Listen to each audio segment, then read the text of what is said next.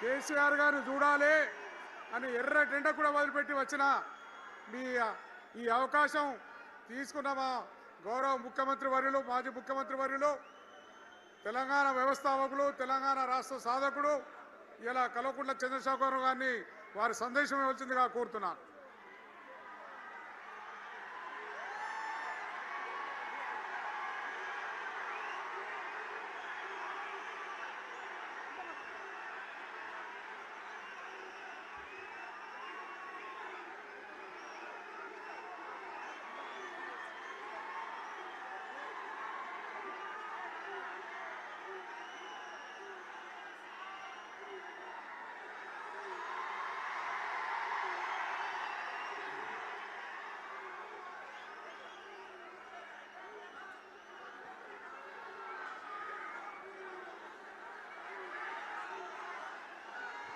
సభాధ్యక్షులు,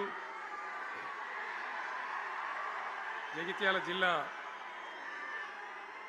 బీఆర్ఎస్ అధ్యక్షులు గౌరవనీయులు విద్యాసాగర్ రావు గారు,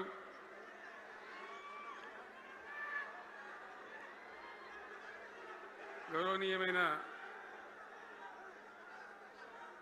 తెలంగాణ శాసన మండలి ప్రతిపక్ష నాయకులు గౌరవనీయులు సిరికొండ మత్స్యోనాచారి గారు, శాసన మండలి సభ్యులు ఎల్ రమణ గారు, దేశపతి శ్రీనివాస్ గారు, శాసనసభ్యులు మాజీ మంత్రివర్యులు గంగుల కమలాకర్ గారు, కోరుట్ల ఎమ్మెల్యే డాక్టర్ సంజయ్ గారు, హుజురాబాద్ ఎమ్మెల్యే పాడి కౌశిక్ రెడ్డి గారు, జనగామ ఎమ్మెల్యే గౌరవనీయులు పల్లా రాజేశ్వరరెడ్డి గారు, ఇదే ప్రాంతానికి చెందిన మరో మాజీ మంత్రివర్యులు గౌరవనీయులు కొప్పుల ఈశ్వర్ గారు, పేర్లు చాలా ఉన్నాయి, తెల్లారితో చదవానంటే. వేదికను అలంకరించిన మాజీ ప్రజాప్రతినిధులు, మాజీ జడ్పీ చైర్మన్లు, స్థానిక సంస్థల ప్రజాప్రతినిధులు, అందరికీ నా నమస్కారం. ఇదే జగిత్యాలకు సంబంధించినటువంటి అలిశెట్టి ప్రభాకర్ అని ఒక కవి ఉండేవాడు. ఆయన ఒక మాట చెప్పిండు, చీకట్లో జడుసుకుంటే ఒక చెట్టే నీ చుట్టూరా అరణ్యమై భయపెడుతుంది, గుండె అంటూ కలిగి ఉంటే గుండె ధైర్యం ఉంటే నీ వెంట అదే పెద్ద సైన్యమై నిలుస్తుంది అని చెప్పిండు. ఇలా నా కళ్ళ ముందున్నటువంటి మీరు, మీతో రెండింతలు బయట రోడ్ల మీద ఉన్నటువంటి అశేషమైనటువంటి జీవన్ రెడ్డి గారి అభిమానులు, మీ అందరి ఆశీర్వాదంతో ఈరోజు జీవన్ రెడ్డి గారి చేరిక కరెక్ట్గా ఆయన గుండె ధైర్యం ఉన్నాడు కాబట్టి, ఉన్నట్టు నికాలస్గా మాట్లాడతాడు కాబట్టి ఇలా ఆయన నిర్ణయం తీసుకొని ఇంత పెద్ద సైన్యాన్ని తీసుకొని తెలంగాణ రాష్ట్ర భవిష్యత్ ప్రయోజనాల కోసం ఆయన బీఆర్ఎస్లో చేరిన విషయం మీ అందరికీ తెలుసు. ఆయన వెంట మీరందరూ వచ్చి ఎవరైతే అందరూ ఈరోజు చేరినరో, ఇంకా రాని వాళ్ళు కూడా ఉన్నారో గ్రామాలలో, పట్టణంలో, మీ అందరికీ ముఖ్యంగా జీవనన్న గారికి, ఆయన వెంట వచ్చినటువంటి ప్రతి పౌరుడికి, ప్రతి అన్నకు, ప్రతి తమ్ముడికి, ప్రతి చెల్లెకి కూడా పేరు పేరున బీఆర్ఎస్ రాష్ట్ర అధ్యక్షుడిగా నేను హృదయపూర్వకమైన స్వాగతం, సుస్వాగతం తెలియజేస్తా ఉన్నాను. జీవన్ రెడ్డి గారి గురించి నేను ఎక్కువ చెప్తే మాది మేమేదో డబ్బా కొట్టుకున్నట్టు అవుతుంది. ఎందుకంటే ఆయన గురించి మీ లోపల తెలియని వాళ్ళు ఎవరు లేరు ఇక్కడ. 40-45 సంవత్సరాల నుంచి మేము స్నేహితులం, చాలా దగ్గర మిత్రులం. వారు చెప్పిన వారి ఉపన్యాసంలో భిన్న రాజకీయ సిద్ధాంతాల వల్ల విడివిడిగా పనిచేసినాం, కానీ మా స్నేహితంలో ఎప్పుడు లోపం లేదు. చాలా చాలా బాధలు, మంచి చెడ్డ సుఖాలన్నీ కలిసి పంచుకునే వాళ్ళం, అభిప్రాయాలు కూడా కలిసి పంచుకునే వాళ్ళం. బాబు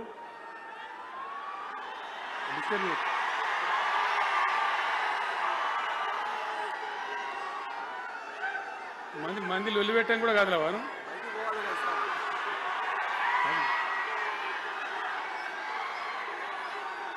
చాలా కలిసి పనిచేసినాం. ఆయనకుండే నిబద్ధత, ధైర్యంగా ప్రజా జీవితంలో పనిచేసిన పద్ధతి ఎంతమందికో చాలామందికి ఆదర్శంగా నిలిచినటువంటి వ్యక్తి.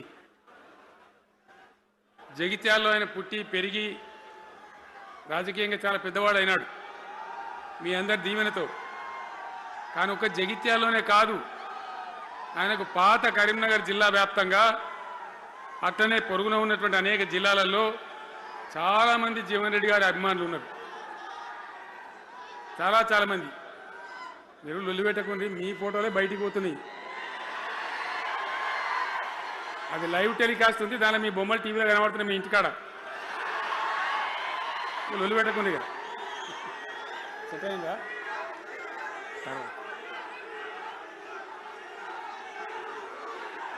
సో అట్లా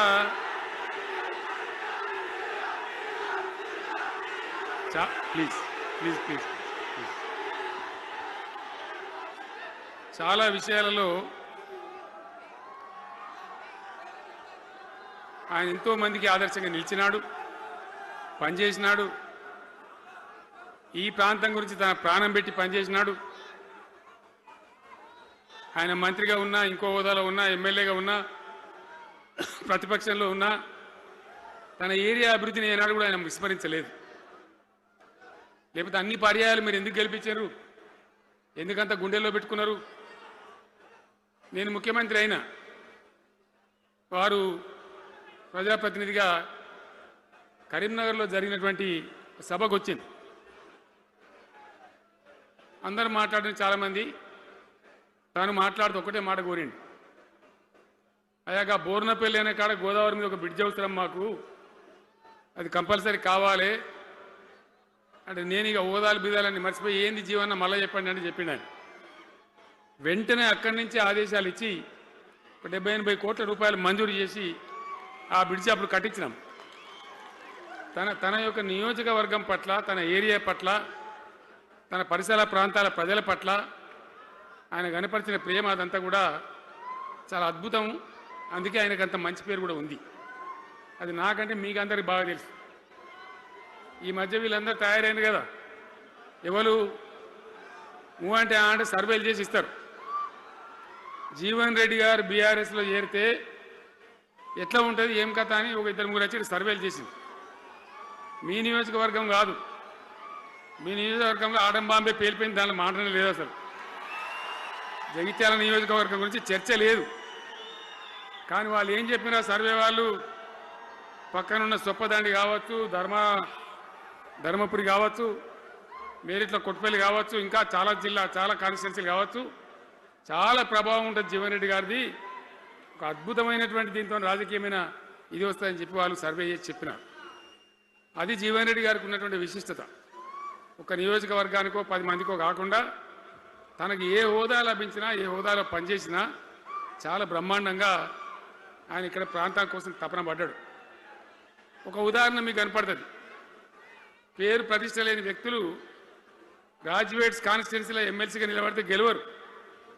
ఆయన శాసనసభ్యునిగా ఇక్కడ ఓటమి చెందినా ఇమ్మీడియట్గా మళ్ళీ ఎమ్మెల్సీగా పోటీ చేస్తే ఇక్కడ ఉండబడే విజ్ఞులందరూ కూడా బ్రహ్మాండంగా గెలిపించారు. ఎందుకు వాళ్ళు ఎందుకు అంటున్నా? అట్లా కాదు కదా, ఇక్కడ నేను మొత్తుకుంటున్నా, అక్కడ నువ్వు మొత్తుకుంటున్నావు, అర్థమవుతుందా?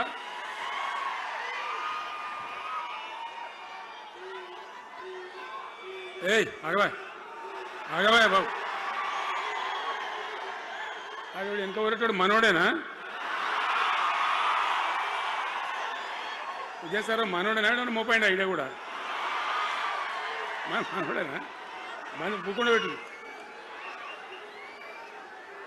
ఇంత దూరం వచ్చి మనం ఇంత సభ పెట్టుకొని 4 విషయాలు ప్రజలకు చెప్పుకోవాలి కదా.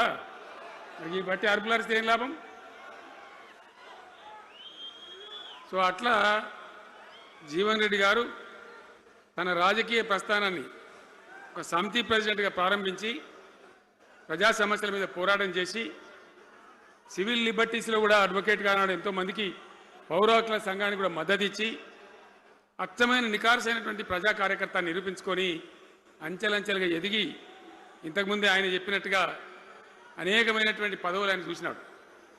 పదవులైన కొత్త కాదు, బ్రహ్మాండంగా శాసనసభ్యుని గెలవడం, మంత్రి పదవులు అలంకరించడం, అనేక రంగాలలో అనేక రకాలుగా పనిచేయడం అంతా కూడా మీకు తెలుసు.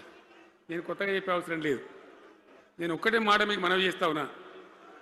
జీవన్ రెడ్డి గారు నేను మొన్న కలిసినప్పుడు ఒక మాట అనుకున్నాం. మేము ఎట్లా ముందుకు పనిచేద్దాం ఏంది, మేము ఇద్దరు మూలకోలం అనుకొని ఒక కుటుంబంలో అన్నదమ్ములాగా పనిచేద్దామని చెప్పిన నేను.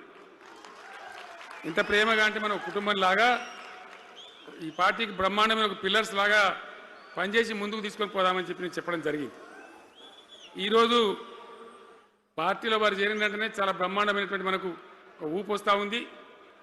నేను జీవన్ రెడ్డి గారిని కోరుతా ఉన్నా, జగిత్యాల మందం కాదు, జగిత్యాల జిల్లా కాదు, పాత కరీంనగర్ జిల్లా కాదు, మీరు ఆదిలాబాద్ చూడాలి, నిజామాబాద్ చూడాలి, పరిసర జిల్లాలు చూడాలి. పార్టీ ప్రధాన కార్యదర్శిగా ఈ నిమిషం నుంచి నేను అపాయింట్ చేసుకుంటా ఉన్నాను. బ్రహ్మాండంగా ఈ ప్రాంతం అంతా కూడా మీ సేవలు అవసరం ఉన్నాయి పార్టీకి. అదే కాదు, 600 ఏది ఏమైనా ఏమవుతుంది, 100% మళ్ళా బీఆర్ఎస్ గవర్నమెంట్ వస్తుంది. వస్తుందా? వస్తుందంటూ చేయలేవట్టుంది. ఒకసారి కెమెరాలు కడ దింపుకున్నారా బాబు? వస్తుంది కదా. ఇవాళ జీవన్ రెడ్డి గారు పార్టీలో బాబు కౌశిక్ రెడ్డి ఇక్కడ ఆగబట్టు వాళ్ళు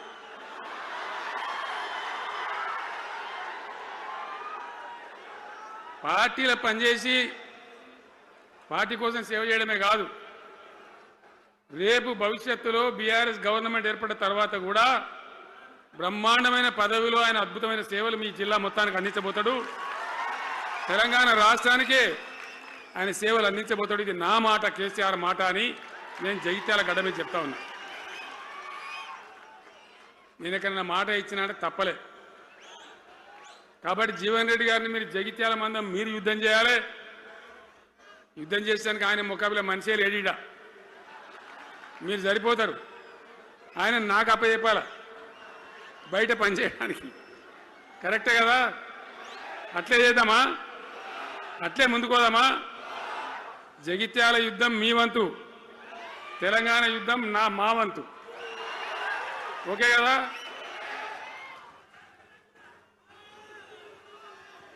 ఇప్పుడు ఏమైతుంది? ఏం కావాలి?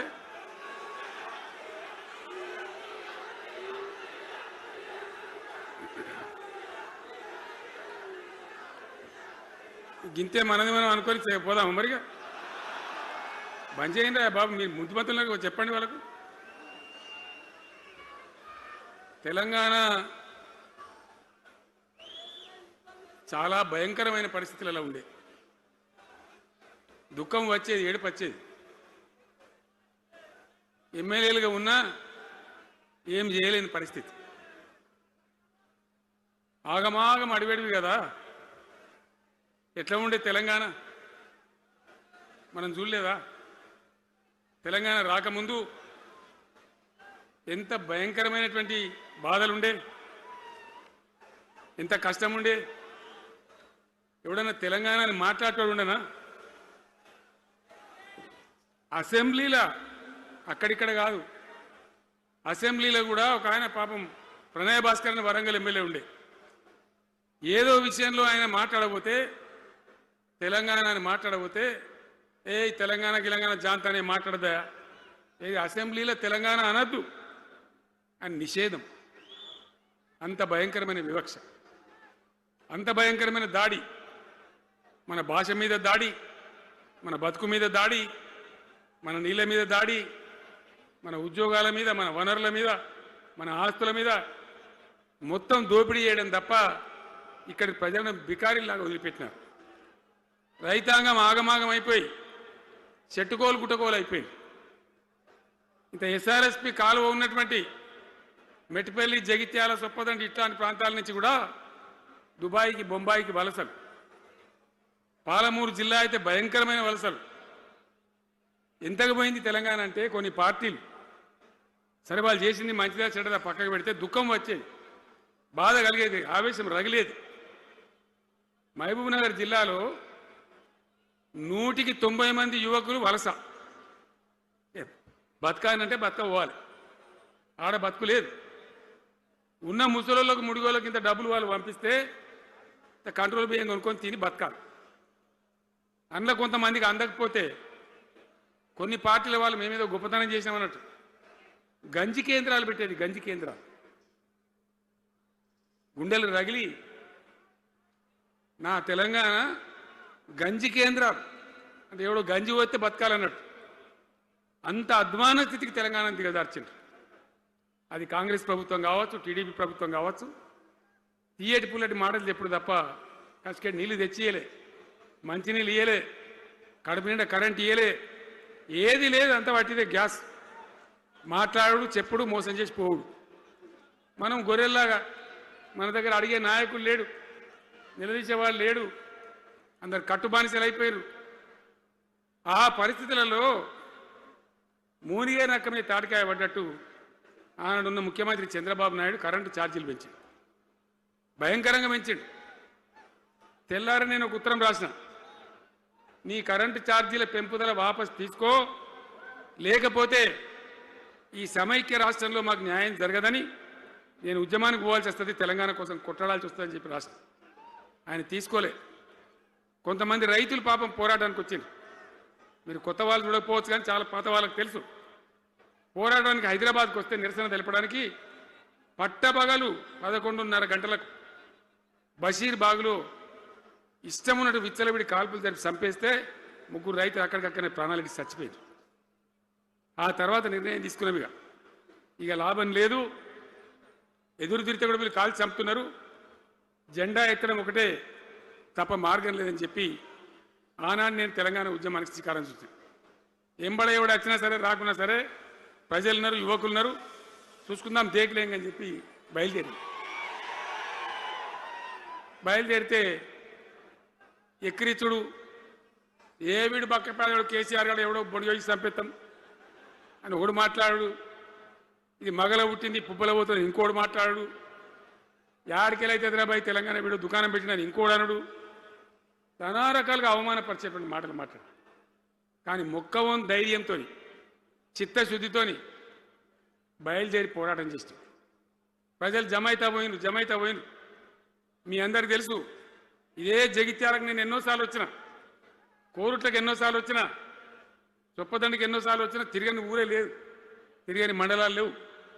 అట్లా పక్షిలాగా మొత్తం తెలంగాణ తిరిగి విశ్వ ప్రయత్నం చేస్తే ఒక పెద్ద ఉద్యమ కెరటం తయారైన తర్వాత మేము కూడా తయారుపై మేము ఇస్తాం తెలంగాణ అని కాంగ్రెస్ పార్టీ మొదలుపెడితే సరే మంచి మాటగా ఎవడైతే ఇస్తే ఎవడైతే కావాలి తెలంగాణ ఎవరితేంది అనే పద్ధతితో కాంగ్రెస్తో జట్టు కట్టినాం, గెలిచినాం.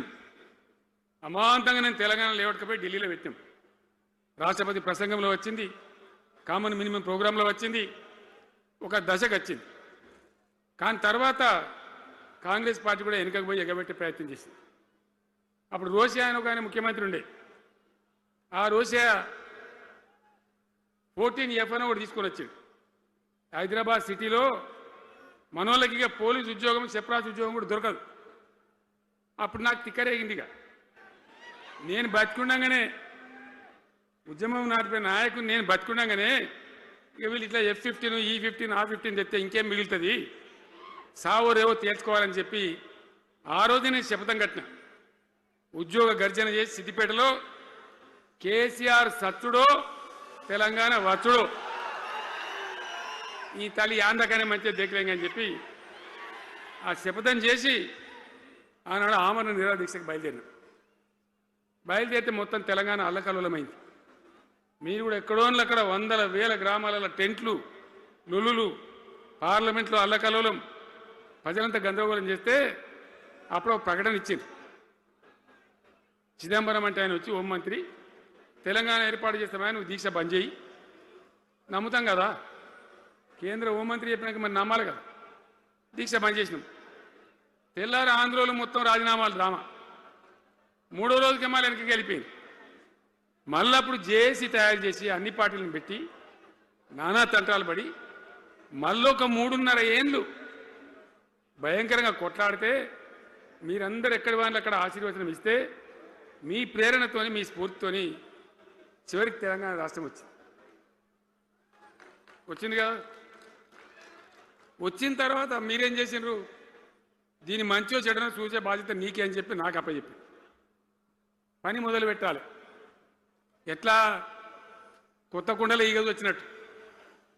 దీని ఆర్థికం తెలియదు, కథ తెలియదు. చాలా చాలా కష్టమైనటువంటి క్లిష్టమైన పరిస్థితి. అంత అలకటి పని కాదు. ఏం చేయాలా? ఎక్కడికక్కడ పెద్ద భయంకరమైనటువంటి బాధ, చాలా ఇబ్బంది. ఇదే జిల్లాల చాటిపల్లి ఉంటుంది, చొప్పదండి మండలంలో. జిఆర్ రెడ్డి గారు అని చెప్పి పెద్ద ఆర్థిక శాస్త్రవేత్త, ఆయన బీహార్లో పనిచేస్తూ ఉండే. నేనే స్వయంగా జిఆర్ రెడ్డి గారికి ఫోన్ చేసి, అన్నా మన సొంత రాష్ట్రం వచ్చింది, మనం బాగు చేసుకోవాలి, మీరు రావాలి అని పిలిపించుకొని అట్లాంటి వాళ్ళందరినీ సమూహపరచుకొని ఒక ఎజెండా వేసుకొని బయలుదేరి. అంతకుముందు సమైక్య రాష్ట్రంలో మొత్తం తెలంగాణ చెరువులు నాశనం చేసింది. కాకతీయ రాజులు తవ్వించిన చెరువులు ఉండే మనకు బ్రహ్మాండంగా ఒక 75-80 వేల చెరువులుండే. ఆంధ్ర పాలకుల సమైక్య పాలనలో మొత్తం నాశనం పట్టేసిండ్రు, కబ్జాలు పెట్టిండ్రు, నాశనం పట్టిండ్రు. చివరికి 40-44 వేల చెరువులు ఉండే. ఎక్కడ మొదలు పెట్టాలి, ఎవరి పేరు పెడితే బరకత అవుతుంది అని ఆలోచించి ఏ కాకతీయ రాజులైతే మనకు అన్నం పెట్టిండ్రో వాళ్ళ పేరుతో ఇది బాగా చేయాలని చెప్పి మన మొట్టమొదటి కార్యక్రమం మిషన్ కాకతీయ. ఎందుకు మిషన్ కాకతీయ? ఆ చెరువుల దరిద్రం వదిలిస్తే, వాటిని బందోబస్తు చేస్తే, వాటిలో నీటి నిల్వ సామర్థ్యం పెరిగితే గ్రౌండ్ వాటర్ పెరుగుతుంది, బోర్లు బాగా నీళ్ళు వస్తాయి. కాబట్టి అక్కడి నుంచి ప్రారంభించి చేసినాం. అది కూడా తెలంగాణ ప్రజలు, రైతులు ఒక ఉద్యమంలాగానే చేసింది. మట్టి తీసుకొని పోండి, సారవంతంగా ఉంటుంది, మీ పొలాలలో పోసుకోమంటే లక్షల ట్రాక్టర్ల మట్టి తీసుకొని పోయింది తెలంగాణ రైతాంగం. అన్ని గ్రామాలలో ఒక విప్లవం లాగా ఆ మట్టి తీసుకొని పోయి వాళ్ళ భూములలో పోసుకొని కూడా బ్రహ్మాండంగా చేసింది. అక్కడి నుంచి మొదలుపెట్టినటువంటి ప్రస్థానం 10 ఏళ్లలో ఎన్ని చేసినామో మీరు చూసారు. బట్టి మాటలు మాట్లాడు, గప్కాలు కొట్టుడు కాకుండా నేను ఒక్కటే మాట మిమ్మల్ని అడుగుతున్నా, మీరందరూ కూడా చూసారు. శాసనసభలో నిలబడి ఈ రాష్ట్ర చరిత్రలో ఎవడన్నా ఒక ముఖ్యమంత్రి ఈ 5 ఏళ్లలో మిషన్ భగీరథ కంప్లీట్ చేసి ప్రతి ఇంటికి నల్లా పెట్టి మంచినీళ్ళు ఇవ్వకపోతే మల్ల తేపకు నేను నిలవడం, ఓట్లు అడగం అని చెప్పిన ముఖ్యమంత్రి ఎవరన్నా చూసినామా? నేను చెప్పిన మాట అసెంబ్లీలో నిలబడి చెప్పి ఆ 5 ఏళ్లలో మిషన్ భగీరథ నీళ్లు తెచ్చి 100% కులం మతం సంబంధం లేకుండా తండాలు మారుమూల పల్లెలకు కూడా ప్రతి గ్రామానికి ట్యాప్ పెట్టి, ప్రతి ఇంట్లో ట్యాప్ పెట్టి మంచి స్వచ్ఛమైనటువంటి నీళ్ళు తెచ్చిచ్చింది. 5 ఏళ్ళు నడిచింది, నడవలే. మిషన్ భగీరథ నీళ్ళు పుష్కలంగా రాలే? ఏమైనా రాలేదా? వచ్చినాయా? మరి ఇప్పుడు ఏం రోగం పుట్టింది నాకు అర్థం కాదు. ఇప్పుడు ఎందుకు గుంటుతుంది అది? ఎందుకు నీళ్ళు ఎత్తలేవు? వస్తున్నాయా ఇప్పుడు? మరి ఏం చేయాలా? లాగులు వలగదాకా చంపాలే. మంచి మాట కాకపోతే ఏం చేస్తారు? మంచిగా కట్టిన ఇల్లు పెట్టిపోయి కదా, 5 ఏళ్ళు నడిచింది కదా, మరి మీకేం బీమారీ వచ్చింది నాకు అర్థం కాదు. ఇంత పొడుగు మాటలు మాట్లాడుతుందా? అడ్డం పొడుగు మాట్లాడుతుందా? పొద్దున్న లేస్తే కేసీఆర్ చావాలి, నువ్వు 1000 జన్మలు ఇచ్చినా నేను చావనా కొడుకు అనుకుంటున్నావు.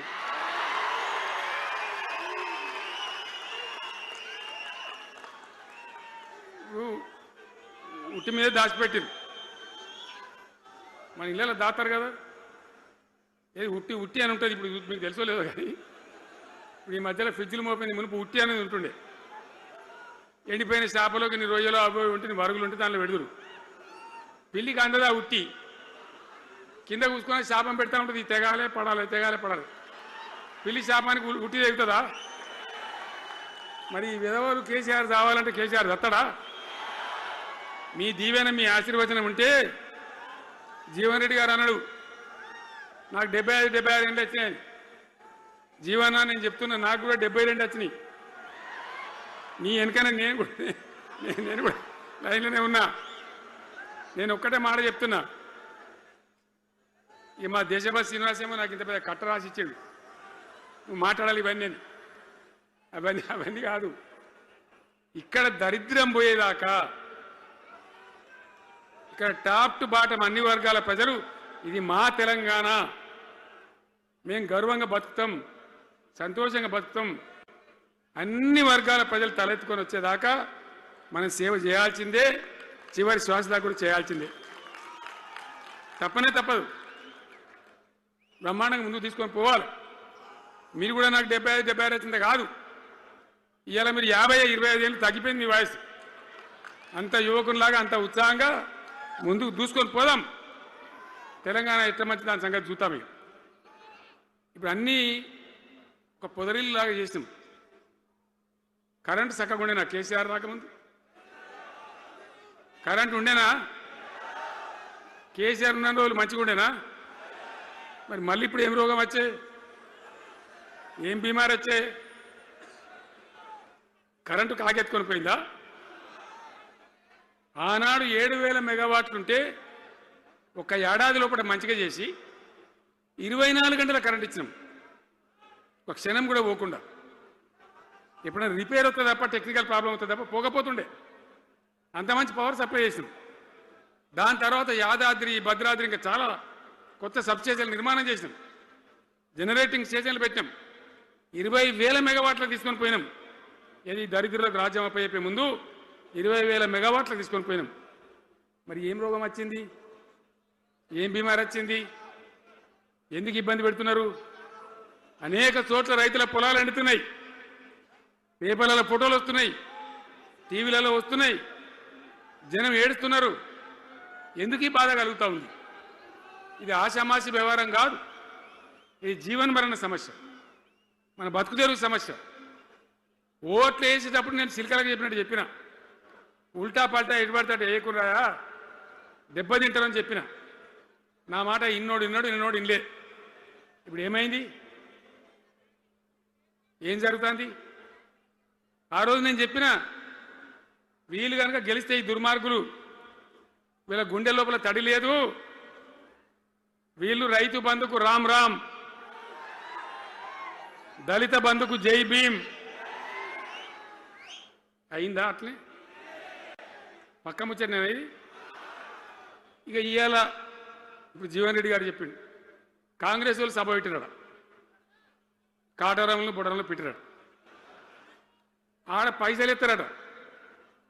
ఇది ఒక్క తేపకేసే రైతు బంధు నెలకొక ఇస్తా,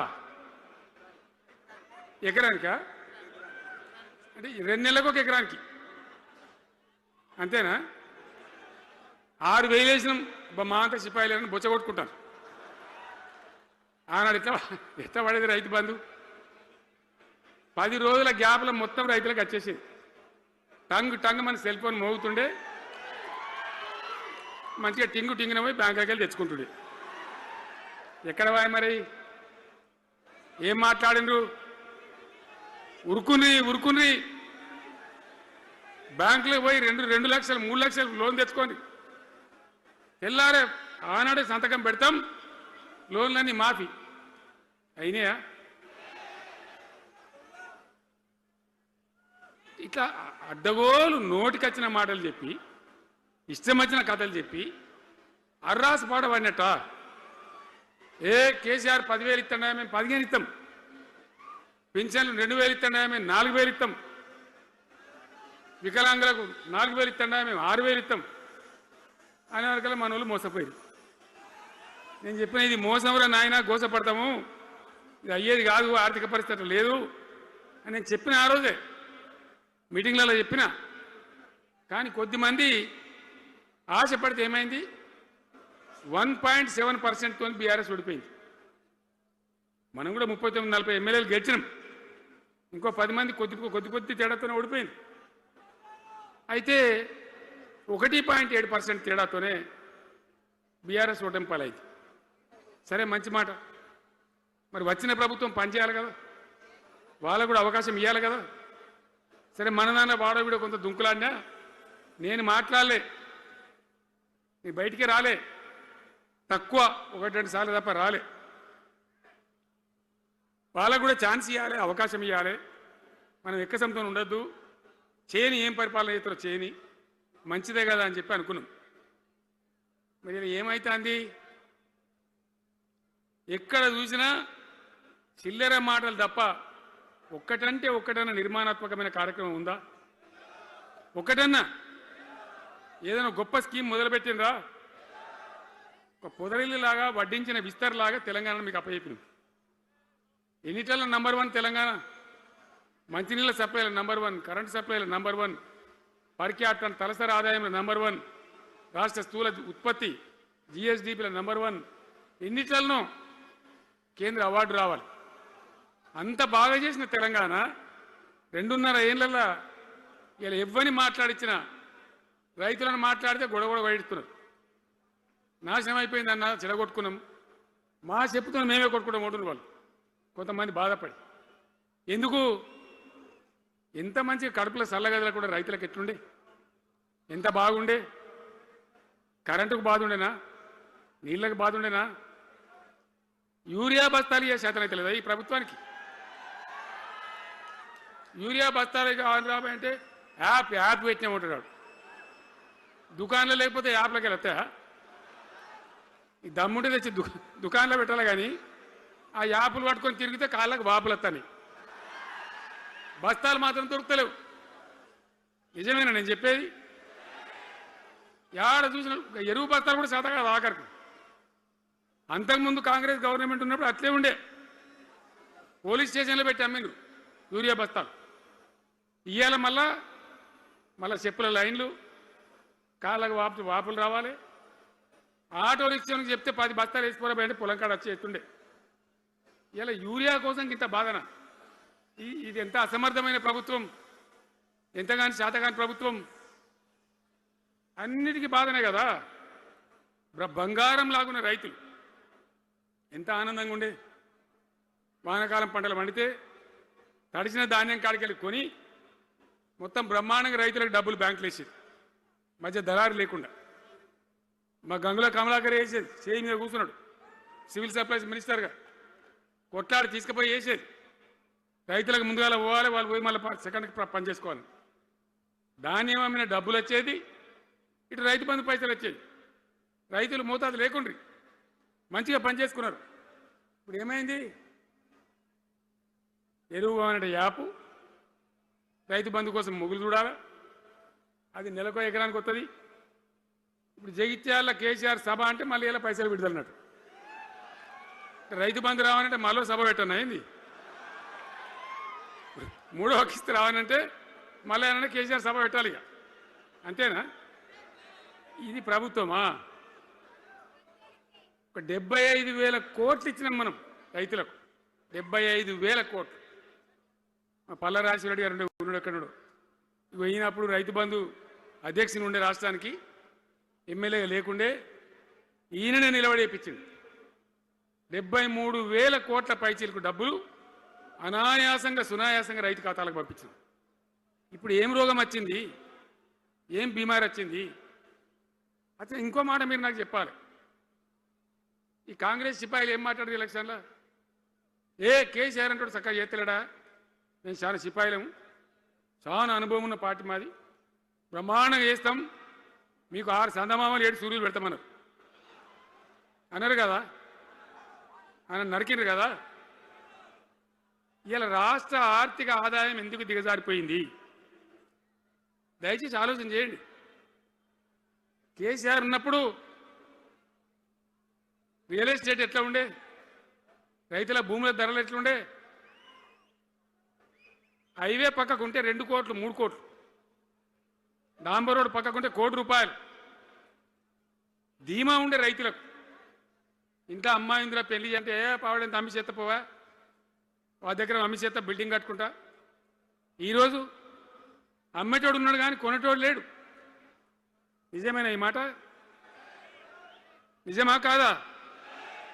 ఏమైంది మరి? ఏం రోగం వచ్చింది?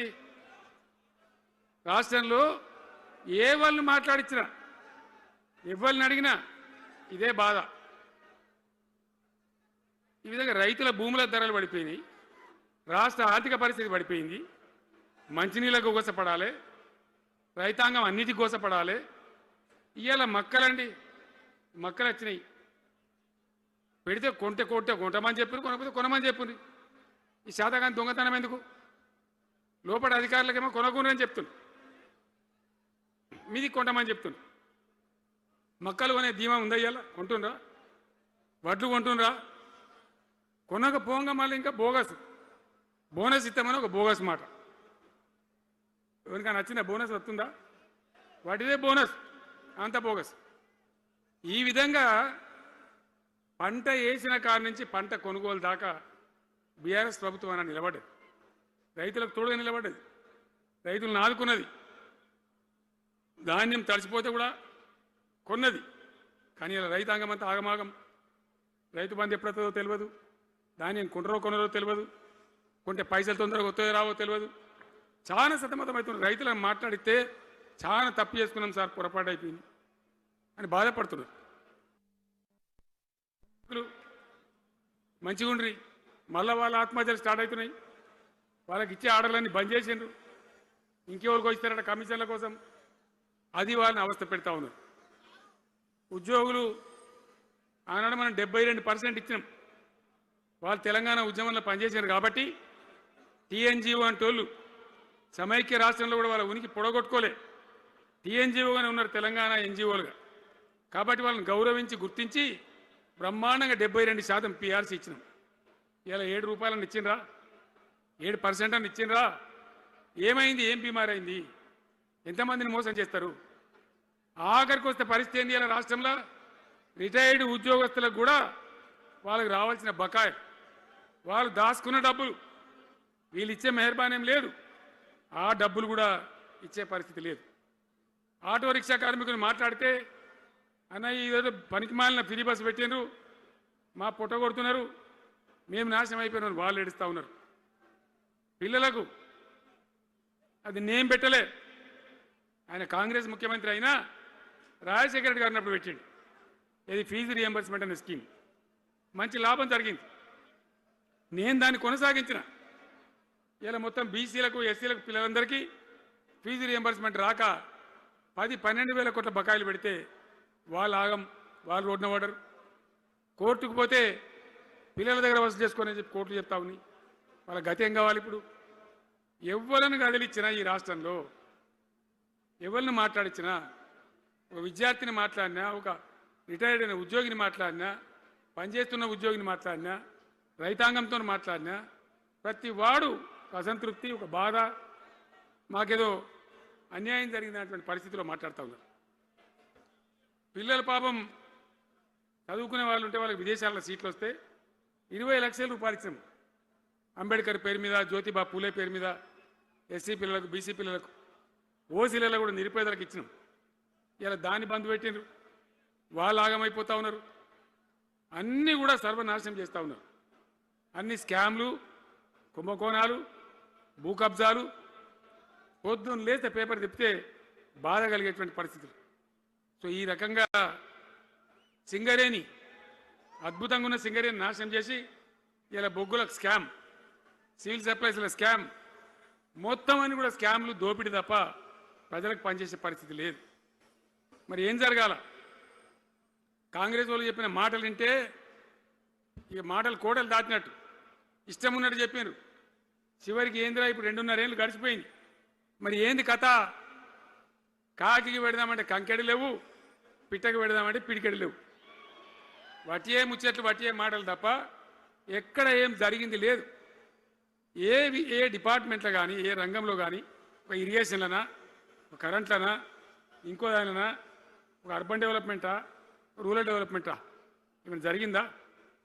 ఆనాడు మన పల్లెలు బాగు చేసుకోవాలని చెప్పి దేశంలోనే ఎక్కడ లేని విధంగా పల్లె ప్రగతి కార్యక్రమాలు చేసినాం. ప్రతి ఊరికి అన్నేళ్ళ తెలుగుదేశం కాంగ్రెస్ గవర్నమెంట్లు ఉంటే చచ్చిపోతే ఏడగాలేసుకోవడం జాగా కూడా చూపించలే.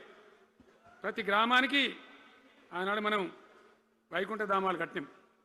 ప్రతి గ్రామంలో క్రీడా ప్రాంగణాలు కట్టినాం, ప్రతి గ్రామంలో నర్సరీలు పెట్టినాం, ప్రతి గ్రామంలో పల్లె ప్రకృతి వనాలు పెట్టినాం, ప్రతి గ్రామ పంచాయతీకి ట్రాక్టర్ ఇప్పించినాం. అన్నాడు చెత్త తీసేది. ఇలా పనిచేస్తున్నాయా ట్రాక్టర్లు? ఊళ్ళలో ట్రాక్టర్లు పనిచేస్తున్నాయన్నా? మూలకు పడ్డాయి, డీజిల్ పోసే దిక్కులేదు. ఏం చేయాలా? పల్లె ప్రకృతి వనం పెడితే దాన్ని నీళ్ళు పోసే దిక్కులేదు. ఏం రోగం వచ్చింది? ఏం బాధ? డీజిల్ లేదా? ఆ తెలివి కూడా లేదా?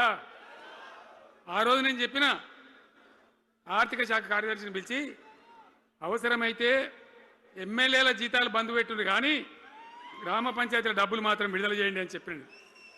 అంత టెన్షన్గా డబ్బులు పంపించేది, కార్యక్రమాలు జరిగేది, గ్రామాలు మంచిగా ఉండేది.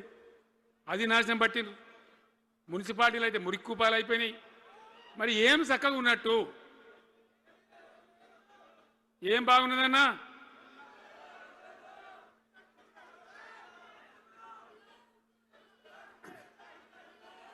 అందుకే జీవన్ రెడ్డి గారు లాంటి సీనియర్ నాయకుడు, అనుభవం ఉన్న వ్యక్తి నోటికెళ్ళి ఏం మాట వచ్చింది?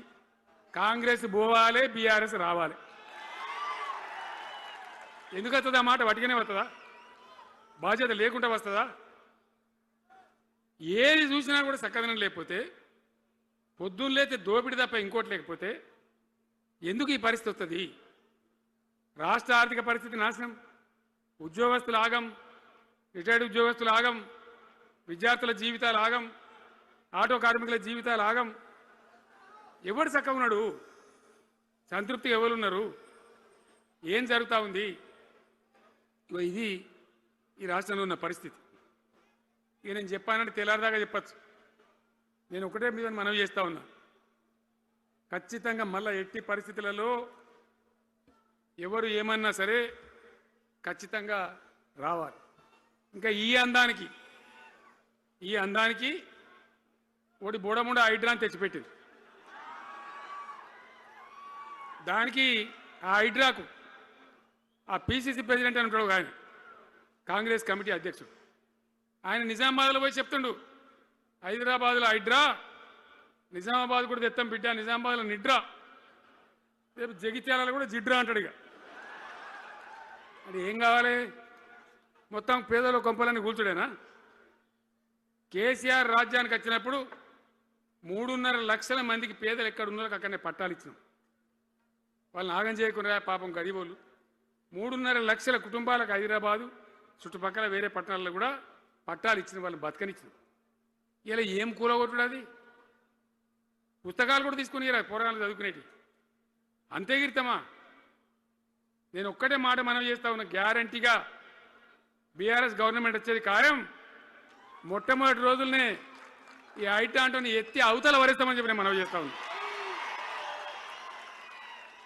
తీసేయన్నా దాన్ని, ఐటాన్ తీసేయనన్నా? పక్క మాటనా? మళ్ళా మొదలు పెట్టిరా? ఇక జరాగు, 5 నిమిషాలు అది అయిపోతుంది. హైడ్రాని పీకేసి మొదటి సంతకంతోనే తీసి చెరువులో వాడేస్తాం దాన్ని. ఇప్పుడు మనం చేయలేం. 46,000 చెరువులు మంచిగా చేసినాం. ఏమన్నా గుడిసె కూడా కొలగొచ్చామా? ఇల్లు కూడా వచ్చామా? ఇదేమి ఇచ్చేంతరం నాకు అర్థం కాదు. మూసి అని దాని ఎంబడి వాడారు, దానికి ఆడ గరీబులు ఉంటారు పాపం. మూసి ఎంబడిన గరీబులను వాళ్ళని ఏమి ఏడిపించుడు? పొద్దున్న లేతే వాళ్ళు నిద్రపోకుండా, వాళ్ళ కంటి మీద కొనుక్కు లేకుండా. అది ఎవరు చేసే ప్రాజెక్ట్ అయ్యేది కాదు, పీకేది అవుతుందా? 15,000 ఇల్లు కూడా కొడతారట. ధర్మమేనా అది? ఈ రకంగా ఒకటి పనికి మాలిన హైడ్రా తెచ్చి మూసి అది చెయ్యాలి, మూసి మంచిగా చేయాల్సిందే వద్దనే వాడు అన్నాడు. అన్ని వేల ఇల్లు కూడా కొట్టడం ఎందుకు నాకు అర్థం కాదు. అలా ఏం లేదు, భూములు కబ్జా పెట్టే రియల్ ఎస్టేట్ దందా తప్ప దానిలో ఏం లేదు. మూసి ప్రజల కోసం కాదు, నగర ప్రజల కోసం కాదు, ఈజీగా చేయగలిగిన దాన్ని, మామూలుగా చేయగలిగిన దాన్ని నాశనం బట్టి దాన్ని కథం పడతా ఉన్నా. ఏది చూసినా కూడా ఒక రకమైన దోపిడీ, ఒక రకమైనటువంటి గుండాగిరి, అరాచక వ్యవస్థతో ముందుకోతున్నారు తప్ప ప్రజా సంక్షేమాన్ని కాంక్షించి ఒక్క స్కీమ్ కూడా రాలే. ఇరిగేషన్ ప్రాజెక్టులు అన్ని పండబెట్టిరు. ఏం రోగం? ఒకనాడు కాకతీయ కాలువ మీద మన వరద కాలువ మీద మోటార్లు పెడితే ఏం కోసాది? మా శంకరెడ్డి చెప్తా ఉండే ఇంతకుముందు, వేల మోటార్లు పెట్టుకుంటే వచ్చి కోసుకపోదురు, లారీలకు మోటార్లు ఎత్తుకపోదురు. ఇదే వరద కాలువ మీద కేసీఆర్ ఉన్న రోజులు ఎవడన్నా మాట్లాడిందా? మాట్లాడలే. చివరికి ఏం చేసింది మీరు మంచిగా వినాలి. వీళ్ళు మామూలు పని చేస్తలేరు, మన జీవితాలకే బాంబులు పెడుతున్నారు. ఆ రోజు కూడా నరేంద్ర మోడీ ప్రధానమంత్రిగా ఉండే ఆయన ఏం చేసిండు? కరెంటు మోటార్లకు మీటర్లు పెట్టాలి, నువ్వు పెట్టాలి కేసీఆర్ అని నా మీద ఒత్తిడి. నేను చెప్పిన నా పానం పోయినా సరే సచ్చినా సరే నేను మీటర్ పెట్టా అని చెప్పింది. పెట్టలే. 30,000 రూపాయలు కట్ చేస్తే నీకు అన్నాడు, కట్ చేసిండు.